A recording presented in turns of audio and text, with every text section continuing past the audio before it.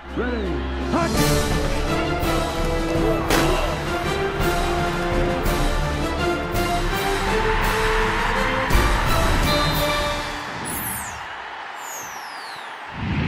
Thank you, Michael. Welcome, everybody.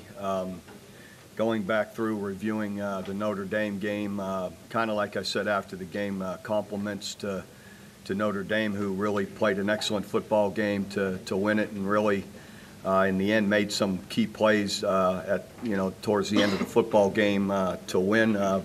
They played the whole day. They only have one penalty and no turnovers, so they played it well, and being able to do things right that way. And then we were just on the wrong side of in particular through the game, on the wrong side of some judgment calls that in the end, in a tight football game, they're part of the game, and meaning whether the holding call where you have a chance to score, you end up having to kick a field goal.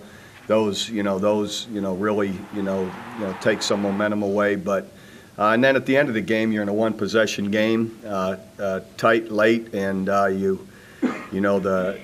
whether it's interference or not, it isn't called. Whether it's intercepted or not, they rule it's intercepted. It was so it's tight enough that if they ruled it incomplete, they probably would have stood with that judgment as well. So in the end, it's just again, I'm not complaining at all. I'm just saying when you're in a tight game, those kind of decisions are tough to overcome. And then again, they made the big play at the end, to get the lead with the one pass the big one, only one we gave up the whole day. That was a big play, and other than the run, they make those two plays that were really part of the difference in the game, and we didn't make a big one there at the end, or didn't stop them.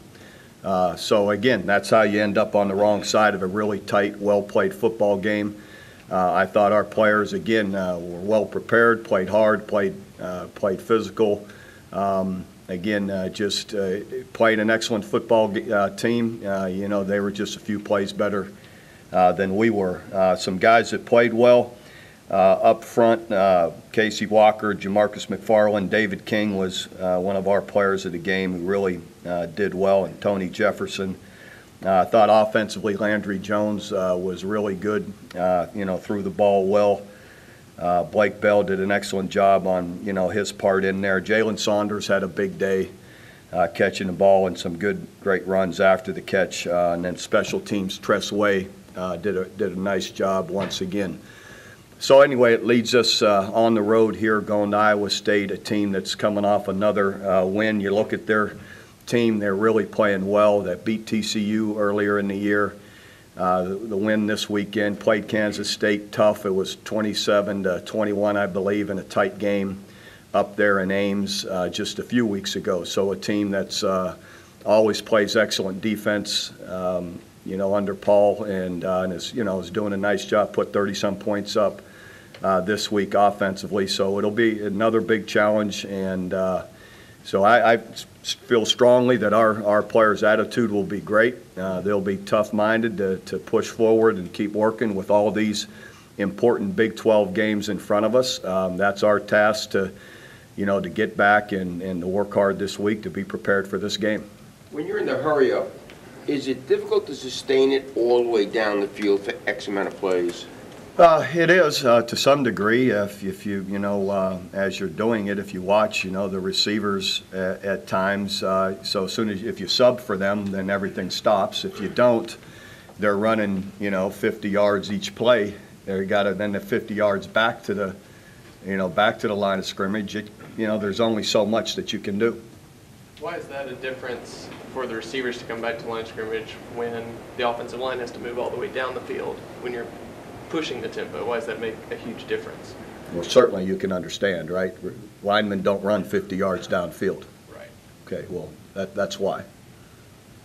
Right? I mean, when you run a route, whether you're running a dig over the middle or you're running a go route, that you got to run all the way down there and all the way back. Linemen don't do that. They just block and then they walk to the line of scrimmage. Right. But when you're pushing the tempo, they're also have to move down the field. But again, they're not. They're in a different mode. They're not sprinting down the field running a go route. They're pass protecting. It's different. Bob, in the two games you've lost, You've been in both games, and they've been a few plays here and there. There's the one element that you see that you need your team, or you hope your team does better, that maybe could have told the difference in those two games? Well, you want to make a play on either side of the ball. One or two more plays on either side of the ball help make a difference, whether it's a third down conversion, whether it's a third down stop, or not give up the one big play. Those are factors. And turnovers. I thought we did do a good job. That was different than the Kansas State game. We took care of the football up till that last one at the end of the game. Bob, what's the status overall of injuries, including Lane Johnson? Yeah, both those are ankle injuries, and we'll see. They're. When I know, I'll say something. To this point, they're going to miss today's practice, but we're hoping they'll be back by Wednesday. So I'll update everybody on Wednesday where they're at. Williams looked slowed, a little nicked going in. He got banged up during the game, but came back and fought through. No, he was fine going into the game. Can you just talk about the running game in general? And fans are asking a lot about why do they even try and run when you have 15 yards? Can you just talk about? I assume that's the setup. It's really you do need to run the football, and probably in hindsight should have run it a little bit more. In the end, it sets up play action passes that we were very successful at, and got a lot of yards. I mean, if you want to look at yardage, yardage is equal. Without the one snap that we blew early in the game. But other than that, we threw for 360 or 70 yards, and that doesn't happen if there is no running game. Was part of it? It looked like the linebackers were kind of sneaking out and part of it is those out routes and stuff. Well, part of it is how they defend you too. They're designed to be stronger against the run than they are a pass, and not just how their technique, but with the numbers that are looking at the run. Ames recently has kind of become a pretty tough place to play. They upset OSU up there last year, ruined their perfect chance for a perfect season. Talk about the test going to play up there. Yeah, Iowa State is playing really well. They are a well-coached, excellent football team in how they execute and play, and they have played well really this year on the road and at home. But at home they've been very tough. On that snap, Bob, did you notice that the clock was going down, or when Eichert snapped it? The first one? Yeah. Yeah, we did. But he had time. He was, and that was part of the issue. His voice fluctuation when he went up to emphatically, and it was loud. Everyone was excited. We're moving the ball, and Gabe couldn't hear it and thought he was asking for the ball. And Landry was being, because of the clock, very forceful saying it so that it would be clear, and then we could have made the check. So it hadn't happened all year, And again, that's just part of, you got to settle in a game like that and not be distracted or be able not to have that mistake, In hindsight, you were moving it really well. Typically, you get off to a fast start. You come back in the second series and get a field goal. When you look back at that, you probably would have gotten points. Do you see that as really important? It was a big factor. I mean, sure, early on you have 2 good drives, you only have 3 points. Mm-hmm. But that's kind of also a little bit of in the third quarter. They have 2 really good drives. They got 3 points. Mm. There's a little ebb and flow in a game like that against 2 really good. It was a really hard-fought, good game. At the beginning of this year, you said a 10-3 season was disappointing. Now you're 1 loss away from being back at 3 losses. What's missing that used to be a part of this team? Nothing's missing. We've lost to the number 2 and 3 teams in the country in 2 really good, hard-fought football games. And when you schedule Notre Dame and you know that's coming, that's just part of just the way it's unfolded. But there's nothing missing with this team. We've a player or 2 in each game and have a chance to be different. But that's not the case. It seems like dealing with the players that there is a maturity on this team maybe that was lacking at the end of last year when you're dealing with the suspensions and the. I'll say again, we still have a lot of games to go, and it's always, each week it's, fighting to be better. This team has been great to coach. Their attitude, everything about them, we haven't had, to this point, the issues we had a year ago, but we'll see. We're only halfway, a little over halfway through it. Bob, is Dom not quite all the way back from the ankle injury last year? Is that what's? I don't know how, no, he's fine. He's been doing well. I think some of the reason we've gone more with Damian is the success he's had. How well he's played has been more of the reason why Damian's been on more. Yeah, not so much that he's behind Damian, but just that he hasn't gotten off the sideline the last 2 weeks. Well, again, Dom's fine, and what he's, now how far back or where he's back, I don't know how to say he is or isn't. He's practicing. Everything's, he's as good as he can be. He seems to have fallen behind Clay as well. Well, again, I think depending on what we're doing, in some cases, one may do some things a little better than the other. When you first saw Saunders, did you expect this type of production? Yes. Is he a Broyles clone? Well, I don't know, clone, but he's similar in how he plays. Yeah, similar. Did you didn't throw downfield a ton? Was just that part of the game plan for Notre Dame's defense? Well, they rushed the passer so well. Well, again, we did have 360-some yards throwing the football, so I think a lot of it was how deep they played. We found our holes 15, 20 yards underneath, but still good chunks of yardage.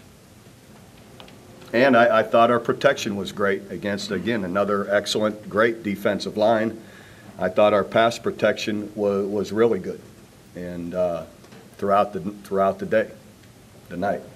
Bob, on their long touchdown run, was that a bust on defense or just great blocking by them? It wasn't a bust. We just got out of position. One of our linebackers scraped too wide. We saw that play 10, 12 more times during the day and during the night, and probably averaged 2-3 yards. And the one linebacker scrapes too wide. The safety's got, and the one safety supported too wide. But the ball's supposed to be spilled to him. He needs to react to it and fall back in. The backer needed to stay tighter, and so it's just one of those perfect storms the way it happened. And then our weak safety, supposed to be coming over, gets caught up with the crack and doesn't play it properly. So, it should at worst be a 10, 12-yard gain, and not what it did.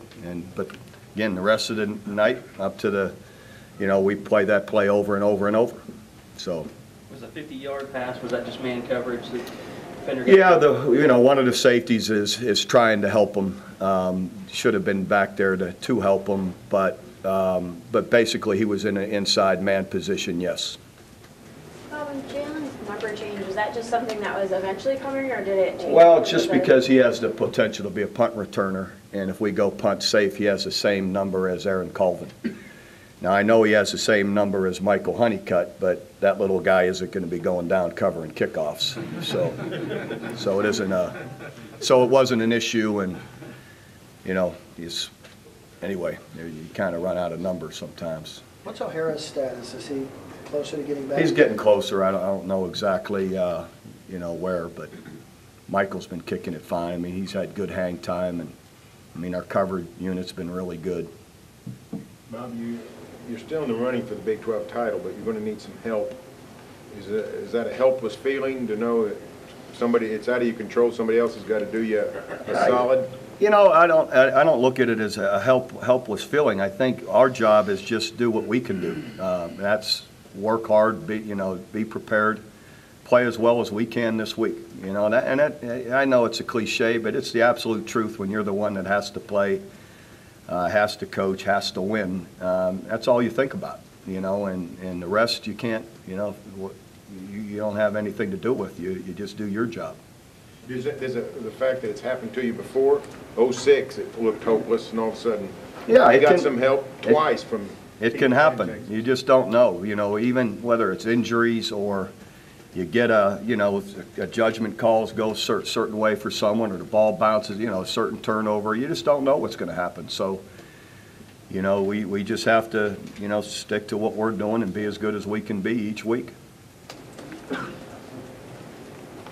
Bob, when you're playing a team like Iowa State, Paul Rhodes seems to have built such a pride about that program. And so are teams like that, even though they may not have the talent of a Notre Dame, just as dangerous as teams like that? Well, I think what everyone undervalues anymore is the quality of talent across the board for all these teams we play. You're dead wrong.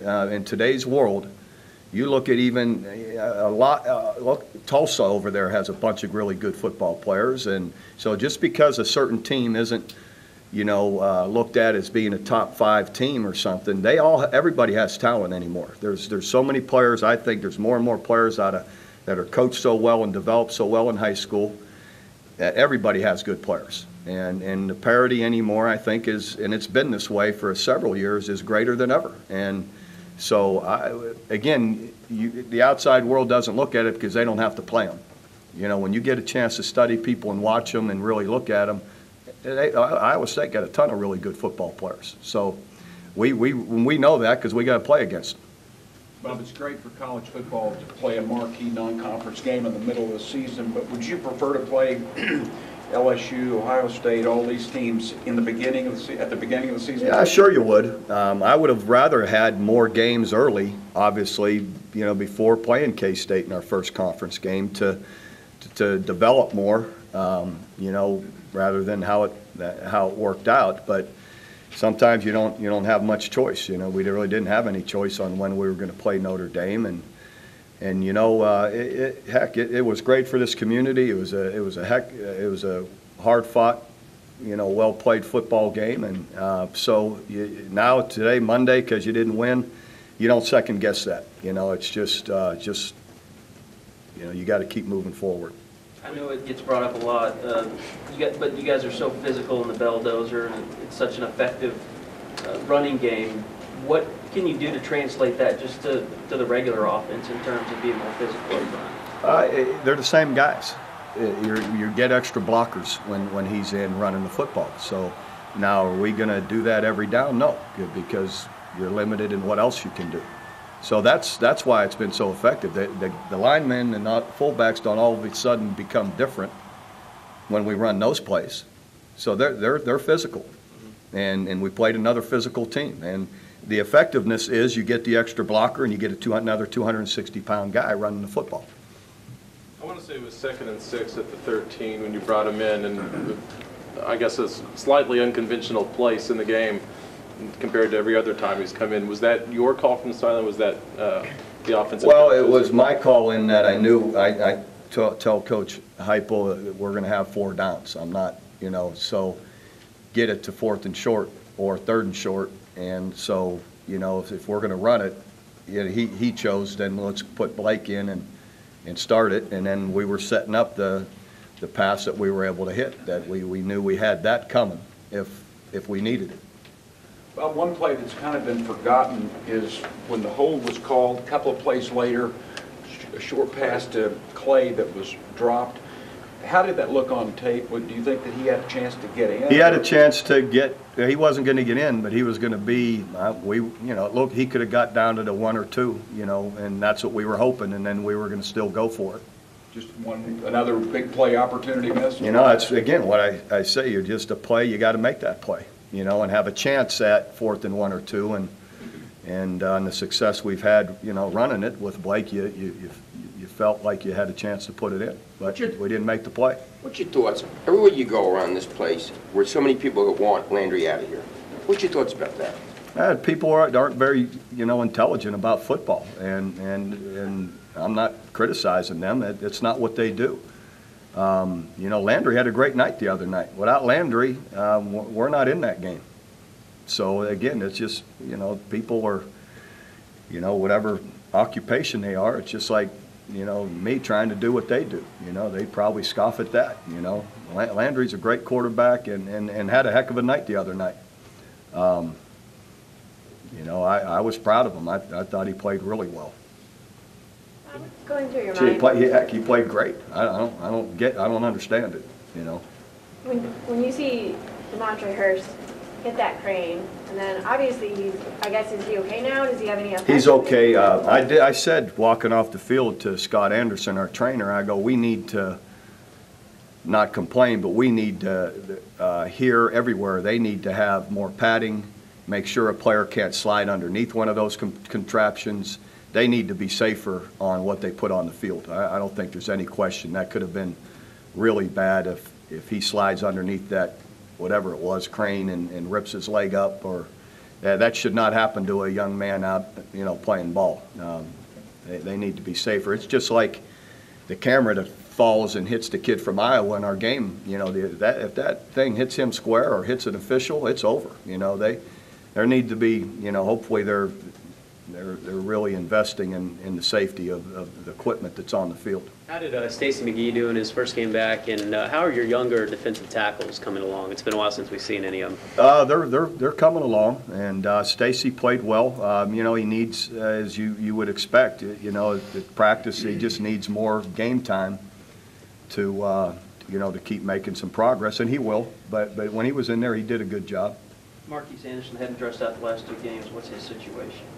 Just hadn't dressed out, but at this point he's just under a suspension. Bob, it seemed like Notre Dame's offensive line got the best of your defensive line in terms of, maybe I've got it wrong, but it sure seemed like they did. You had mentioned 3 of your front guys being players of the game. Well, I don't look at it that way. I mean, the defensive line was great on the play that went for 62 yards for a touchdown. They did everything. They held their point. They were in great shape. The linebacker didn't fit it right, and 2 safeties got too wide. The rest of the day, they ran that play over and over and over, and our D-line was great. So, again, that's just because, people want to look at yardage. In the end, they didn't get to our quarterback any more than we got to theirs. And in the run game, other than that play, when they run it 38, 39 times, I think they averaged 3, 7, or 4 without that play. And again, that play wasn't on the D-line. Our D-line played really well. It's clear in these Kansas State Notre Dame games, it's come down to a couple players here there in the fourth quarter, and maybe the outcome changes. Have you grown? Have you developed even more appreciation for that 2000 team because they made all those plays in the fourth quarter against a lot of good teams? Well, I'm not thinking back on that, but probably fair to say that they did make those plays when they had to, but I'm working with these teams now, so I don't look back. When you talk about how everybody has talent across the board, probably not equal talent, but very good talent across the board, does that mean scheming is more important than ever? I'm sure you work the same hours you did 10, 15 years ago, but is the job more difficult? Is the scheme? Well, again, you can only scheme so much. You only get so much time with your players. I mean, they're in class all day, not what people think they are or not. They are, and with academic tutors and this, that, and the other, and you're only allowed to have a certain amount of time each day with them. So you can only scheme so much. Now, I think the important part of what you're saying is who does play technique or fundamentals and all those things the best, are a factor in all these games. It would seem that, I guess my question is, what's the great variable out there? Is it something, if it's not talent, what is it? Well, again, it's fair to say some teams might have a little more than others. I'm not saying everybody's exactly equal, but my point being, I think too many times people undervalue certain teams, and I don't think it's right. There are a lot of good teams out there, and there are a lot of good coaches on how they're teaching them. So it's a struggle all the time. I don't know if you noticed, but Notre Dame brought its own benches. Do you guys ever think of changing the benches here or taking benches to away games? Have you guys ever done that? I don't think we have. No, we hadn't done that. I guess I hadn't really felt a need to. We've sat pretty well pretty much everywhere we've been. Pretty good.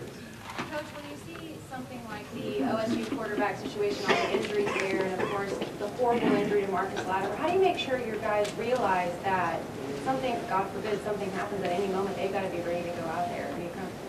Well, you do talk to the twos really in the summer and at all times just about you gotta be able to step up and be prepared and make sure that you're investing in the week, and whether it's practice or watching tape, that in any moment you could be the guy in there and we need you to to play well. So you do talk about that. Bob, we talk a lot about the players after losing a couple of games needing to coach them up and make sure that they don't get too down. What about the coaching staff? Do you talk to the staff at all, because you have to be discouraged like anyone else? I do talk to them in that we're all professionals and we understand, you know, what are the few plays here or there that we have control over. Could we have played better? We know what they are. You know, let's make sure that our players, you know, as we critique it, let's do it in a way that they understand. For instance, the long run, we played that play 12 other times and played it great. You know, but you got to acknowledge when we were wrong. Why was it? And I can make that play and move forward. But for the coaches, again, I think we have to be purposeful in our attitude and the energy we bring, and realize as competitors we've got a bunch of games in front of us that, you know, that we just need to take one at a time. But the coaches are, you know, all of us have been in it, you know, a long time, understand that. Are you a actor for hiring that ball? No, that was. What possessed you to do that? I mean, that seemed like. That was done, yeah. I think, on a Thursday on our second off week at night from about 11 to 12. So anyway, they asked me to do it. AT&T's a big partner of ours. Is probably the primary reason is all they've, you know, they do a lot here for the university and with our athletic department, and you know, they asked if I'd, you know, be a part of that, and I only would have if, you know, because it was the off week and the timing of it worked. Everybody's convinced that that's not your voice on there. I'm pretty convinced of it too. A little bit I saw it. Yeah, one of the players said that to me in the morning. I hadn't seen it yet, and then I did see it, and I said, that doesn't sound like me. Fair to say I don't have very good voice. Gabe said that you told him you did that like 20 times. That hello. But, you know, you saw how quick it was. I said I was there from 11 to 12. So it might have been more than that. So, at night, I mean, too. 11 to 12 at night. What did you think of the Harden trade? I don't have much to say there. I know this. I'll just say, you know, my compliments to the ownership with the Thunder and Sam Presti, and everything they've done up there has been just fabulous. So they know what they're doing, you know, and unfortunately, you know, James, I loved watching them, but, you know, business is business. They're all big boys. I'm sure he'll be making money somewhere else. So, okay.